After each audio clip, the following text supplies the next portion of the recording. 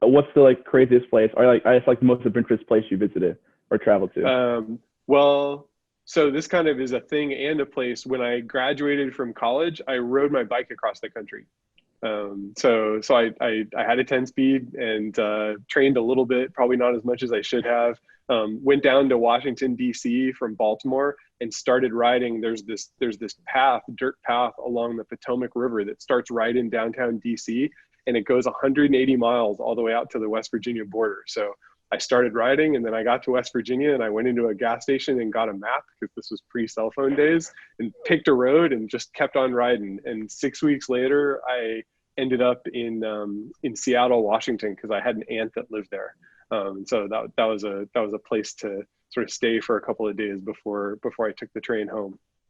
How was it riding through, like, you had to go through the Rocky Mountains, right? So how was I did. how was the climb through the Rocky Mountains?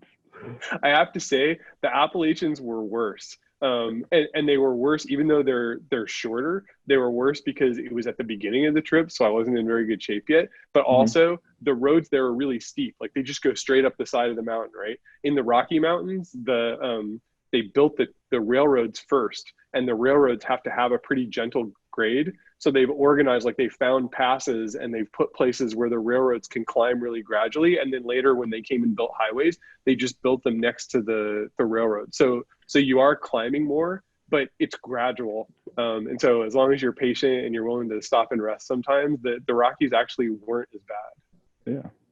And were you just by yourself? Yeah. I was on my own. I had a tent. I was camping. One of the things about growing up in the Midwest is, but my friends in Baltimore thought I was nuts. They're like, "You're going to do what by yourself? That's not safe." But having grown up in the Midwest, I sort of felt that people everywhere would be much more like the people that I knew from growing up, which was exactly true. Everybody was super friendly. A lot of times I'd be looking for a place to camp and I'd go into like a diner or something and ask if there was a park nearby or a place where I could camp. Because, on a bike, you can't just, if they tell you there's a state park an hour down the road, they mean an hour driving, right? On a bike, that's a whole nother day. So you can't just run down there.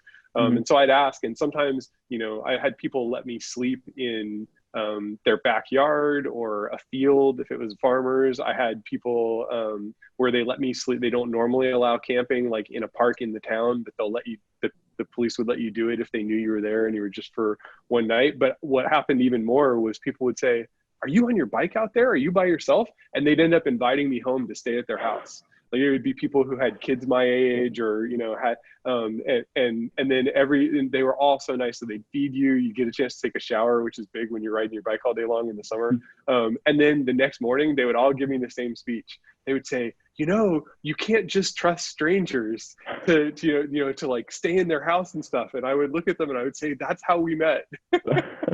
Everybody was really nice all the way across. It was a lot of fun. Yeah.